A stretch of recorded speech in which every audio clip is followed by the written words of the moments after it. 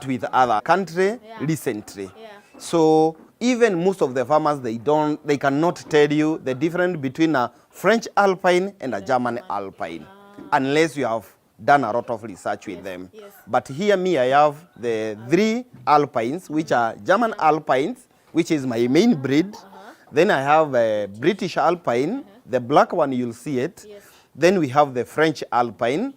I have 2 Sannen, whereby I'm doing some research on Sannen. Okay. Yes. All right. Yeah. So with those breeds, we are sure that kuna maziwa. For those breeds, I'm telling you kuna maziwa. Kuna maziwa. Kuna maziwa. So now for the Na farm. leo lazima ukunywe maziwa. Leo nitakunywa maziwa. I'm excited. Yes. Now for the farm, because we're talking about milk production, how many liters, on a daily average do you get? In my farm here, as I've told you earlier, I have 76 goats. Yes. I'm milking only 22 goats because I want to increase my number. Yes. Most of the people come here and ask myself, why are you milking only 22 while you have 76? The reason is I want to grow my yard, my milking ones. Yes. So there's no way you can start milking all of them together. There is time to bring them up. When it comes to milking and the production, goats produce milk into different stages depending on their lactation. Mbuzi anatoa maziwa kulingana na amezaa mara ngapi. Utapata yule mbuzi amezaa mara ya kwanza, hawezi toa maziwa kama yule mbuzi amezaa mara ya pili. Yule amezaa mara ya pili, hawezi toa maziwa kama yule amezaa mara ya tatu. Hiyo ndio tunaita lactation. Okay? So when it comes to first lactation, utapata kuna mbuzi hapa ako on the first lactation, anatoa maziwa lita 2 kwa siku. That means anakutolea 1.25 in the morning. In the evening, anakutolea 3/4. If you total that milk in a day, it will give you 2 liters. Are we going to say that is a bad goat? We are going to say that is an excellent goat because it is just a starting point. But when you go to a goat which has done more than 3 lactations, in my goats, they are doing 4 liters, and I have like 3 of them doing 4.5 liters. Wow. So I cannot compare the 4th lactation ones and with the first lactation one. And I should not dispose the first lactation one saying they are not producing 4 liters. Otherwise, it is a journey. They have just started their journey. So by the 4th lactation, that lactation, you'll find they will be producing even 4 liters and above. But my highest goat here is doing 4.5 liters. 4.5. Yes, in a day. I hope you guys are getting this about it because it's very interesting. Now, in terms of the goats that you have with the different categories that there are, you divide them differently. I can see kama huyu ako peke yake. This is the male. You could unaweza ona goti yake. Then we have the females and we have the kids we had seen. So what's the reason for having those different? The reason why we separate, it's because there is no way you can keep a male with the lactating ones. There is no way you can keep young ones with the mature ones. It's just like the way kids go to school. You cannot mix the baby class, ama the pre-group, with class 3. You won't be able to mix class 3 with class 5. Class 5 you cannot mix with class 8. Class 8 you cannot mix with those who are in high school. They cannot match. There is a lot of conflict which will be coming out of that class. So what we do here, we group our goat depending on their ages. If there are those goats which have done that lactation and above, we say they are on the same level. So we keep them together. If there are goats which have done the first lactation, we keep them together. If there are goats which are already pregnant, we have our small maternity there, we keep them together. Because such goats, they don't like a lot of disturbances. They just like feeding, then relaxing. When you come to the male, you'll hear most of the people saying, goat milk sometimes it has a smell. Utasikia watu wengi wakisema hapana, mimi sikunywi maziwa ya mbuzi kwa maana inanuka. Watu wengi hawajui kwa nini maziwa ya mbuzi unuka. Maziwa ya mbuzi unuka kwa sababu ya hygiene. Na kwa sababu tuko kwa group mbuzi, that's why you find our male is very far away from zile mbuzi zinakamuliwa. Because the female ones, they don't smell. The male one is the one smells. So ukiweka ndume yako kama hapa, na kike ile unakamua uweke hapa. Wakati hii ndume inatoa ile makojo yake, iguze ile kike, then you milk, hata hiyo maziwa itakuwa na hiyo smell. Na maziwa hivyo ndivyo iliumbwa na Mungu. Most of the people, they don't know that milk attracts smell very easily. When you have a milk, put it in the fridge. Take a ripe banana, put it in the fridge. Then after 30 minutes, when you remove that milk, you smell it. It will be smelling banana. Nice. Okay? So that's why you see we emphasize on hygiene levels of our goats. So that the lactating ones, hawarari hata kwa ile uchafu yao. Because once ataralisha ile the udder kwa hiyo uchafu, then it might result the milk smelling. Wow. So it is very important to group your goat. If it's the male, put it the farthest corner. If it's the lactating ones, the kids, the young girls, the pregnant ones, you'll hear even some people who have come here, they tell me, mbuzi yangu imepata miscarriage. Namuuliza kwa nini? Ananiambia mimi sielewi. Then namuuliza umewaweka aje? Nimewaweka wale nakamua, hata wale wako na mimba na wasichana wako pamoja. You'll find that miscarriage was caused by maybe one of the goats there. Kwa sababu yule ako na mimba akigongwa kidogo, then ana miscarriage. So that's why we like, kama ni wale wako na mimba, wacha wakae pamoja. Kwa sababu hao wasumbuani. They are very calm because they are very tired. So that's the reason why we have grouped our goat into different categories. Amazing. So before we continue, we'll be taking a quick break. We'll be right back.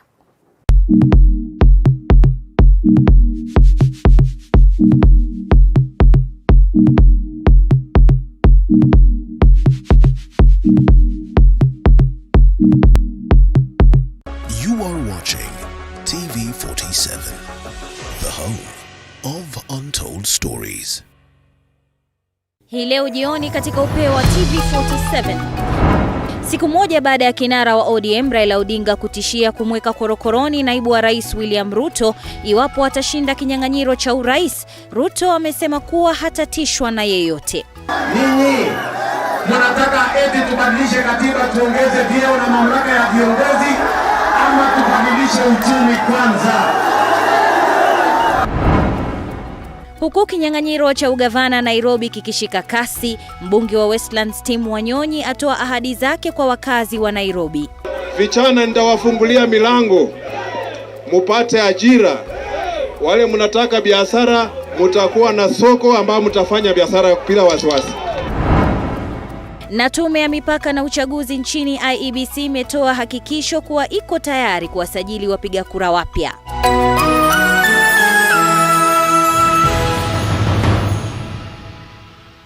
Je, maumivu ya kichwa na kukosesha amani?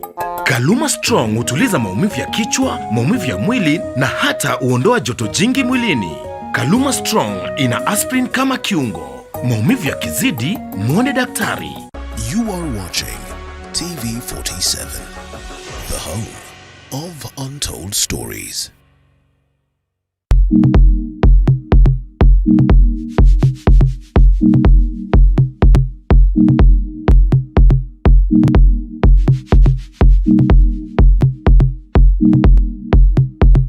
Welcome back. For those who are joining us, we are at Mwehoko Dairy Goat Farm with, of course, Macharia, who is the CEO and founder, and he's been telling us about how he started this venture and where it's gotten to. Now, Macharia, tukiendelea, let's talk about the diseases that attack goats, especially during the dairy goat part of it. Most of the diseases which normally attack the goats, to me, they are preventable. Okay. Because once you keep your goat in a very good hygiene, in terms of housing, in terms of what you are feeding them, Yes. then you'll be able to eradicate a lot of diseases. Okay. Number one, I have a disease we call mastitis. Mastitis, it is a disease which normally affect the udder, or the teeth of these goats. Na hiyo ugonjwa ni ugonjwa rahisi sana kuiepuka nayo. Because one thing you should make sure to avoid the mastitis, make sure that when you are milking, you do a well complete milking. Unakamua mbuzi yako mpaka unasikia maziwa imeisha. Kabisa. Utaona pale tukikamua, wakati nakamua, mbuzi haufai kutumia hizi vidole mbili, unavaa utumie hizi vidole 3. So mbuzi sio ya kufuruta, mbuzi ni ya kufinya. Because hiyo ita damage the udder, then kutakuwa na infection ndani, na sasa upate mastitis. The other thing about the mastitis ni usafi. Ukiangalia hizi mbuzi zetu mahali zinarara, ni mahali pasafi sana. Wakati mwingine utasikia watu wakisema nyumba ya mbuzi inavaa kuinuliwa juu, and they don't understand the reason why. The reason why nyumba ya mbuzi inainuliwa juu ndio wakati ameenda choo iweze kuanguka, isiishike. So that means mbuzi anaweza kula na aende choo hapo na arale hapo na hata chafuka. So by doing so you avoid mastitis with that. Ugonjwa mwingine ni ugonjwa wa kudailia. That is a stomach upset. Stomach upset mostly inaletwa na ile kitu una feed your animals. If you look the way we are feeding our animals, we rely on a dry matter. Yes. The good thing with the dry matter does not attract moisture. So yes, you're not able to keep no bacteria which can survive in a dry matter. So you'll find that most of my goat, they don't have a problem of stomach upsets. So you'll find that mbuzi anakula hii, then anakunywa maji, hiyo imemtosha. So unapata ugonjwa kama hiyo ya kukua na stomach upset na kudairia auna. But if you go to farmers who are feeding this goat with the cutted feed method. Cutted feed method ni ile unaenda kwa shamba, unakata majani, immediately unakuja unawarushia. You'll be having a lot of problem of stomach upsets. Na utapata sasa hiyo ugonjwa wa kudairia. Other people wana experience ugonjwa wa kudairia sana ni wale wanalilai na kufeed their animals na ile majani ya soko. You can imagine cabbage ilitoka uko kunaitwa nini? Kinongi huko. Si ndio Nyandarua. Inakuja kwa lori, inakuja inatolewa maganda, inatupwa pale Githurai kwa soko. Na hapo ndio bado watu wanakanyanga, then na wewe unachukua ile majani unaletea mbuzi zako. Definitely utaanza kuona mbuzi zako zikuwa na hiyo ugonjwa ya kuhara. So it's a bacteria whereby you can control by feeding your animals with the right materials. Ugonjwa ya tatu ile ningependa kuongezea ni maybe ugonjwa ile tunaita ya pneumonia. Utapata mtu amejenga mbuzi zake just because they are goat, wananyeshewa. There's a excess baridi. Unapata mbuzi wako mahali umewajengea, if you look like the way nimejengea wangu, it's like area yenye imezingirwa vizuri. That means there is no weed which is coming in.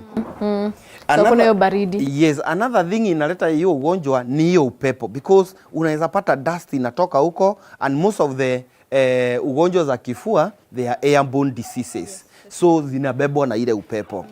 Another thing inaleta hiyo ugonjwa ya kifua, because they are different, ni venye unaona nyumba yangu nimeiraise. If you look very carefully, mbuzi wangu wako juu 2 feet from the ground. That means what? When my goats urinate, urine ikianguka chini, kuna kitu tunaita evaporation.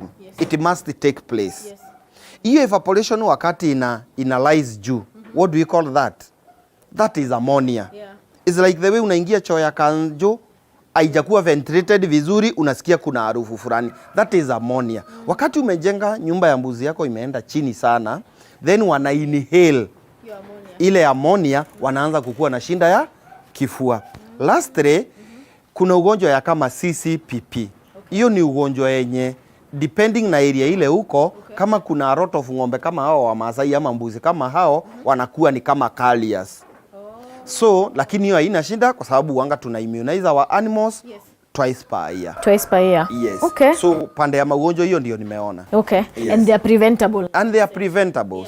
and also they depend on your management. Your management. Yes. Okay. So even speaking about management, with all the 76 goats uko nazo hapa, you must be having a team that also helps you in day-to-day activities, be it the milking, be it ensuring that the housing is clean, wanalishwa. So yeah, tell us about when you wanakusaidia. Well, me with my 76 goats in my farm here, most of the people, they think when I have 76, I have a lot of workers.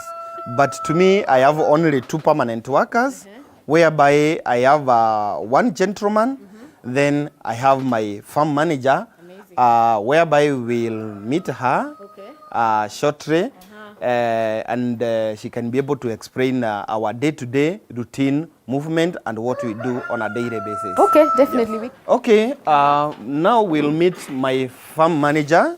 She's Madam Royce. She's the one who takes care of all the operations here. And from now, I will leave you into the safe hands of my manager.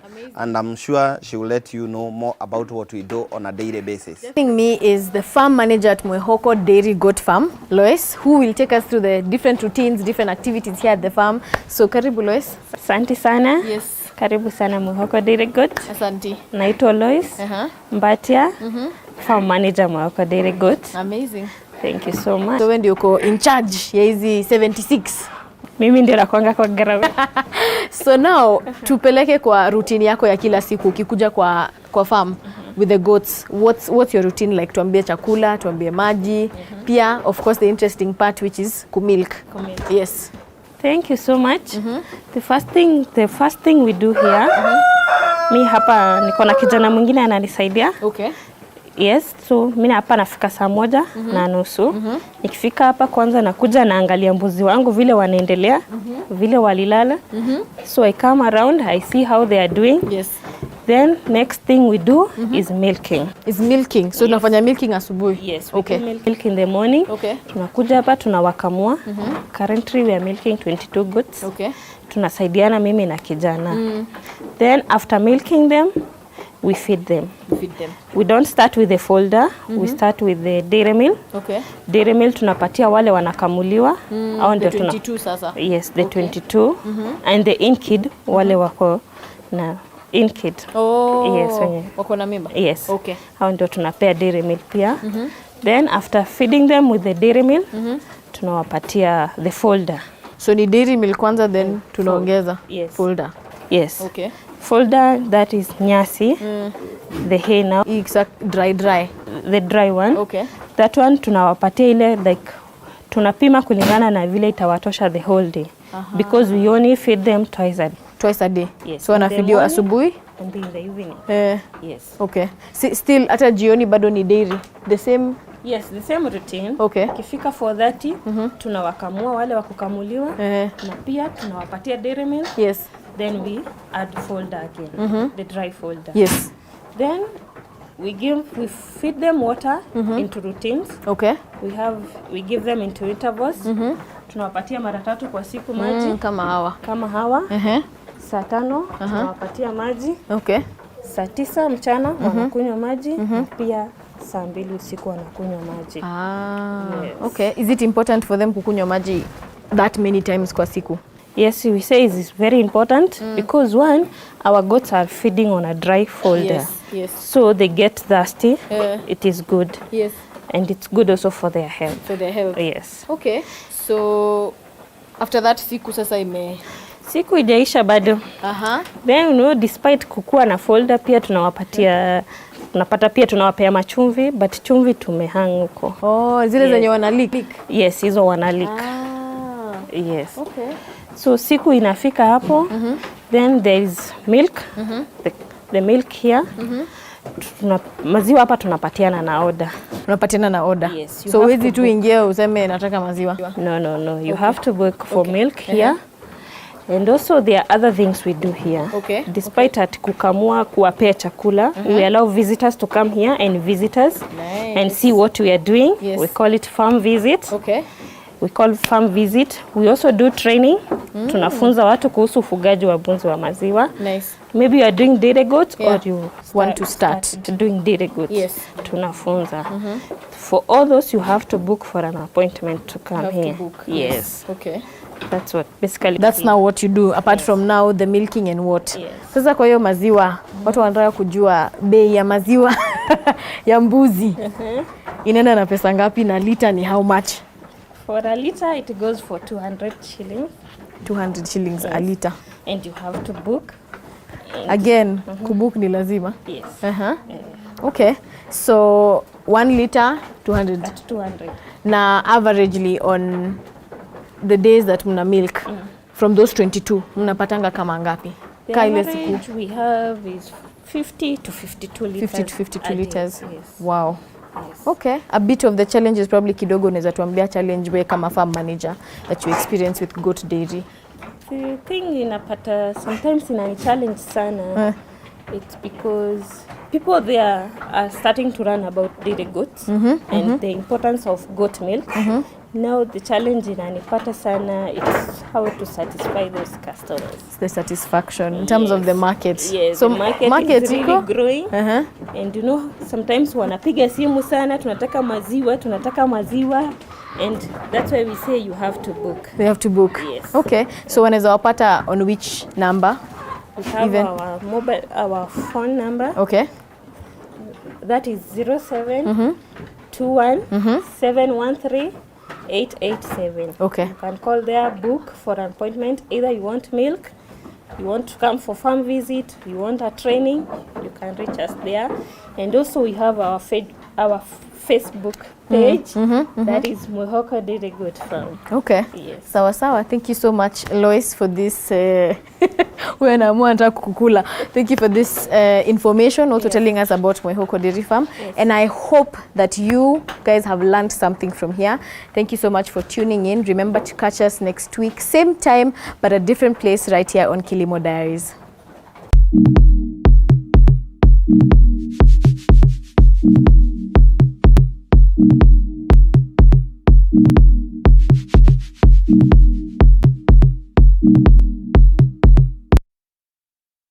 We value your feedback. If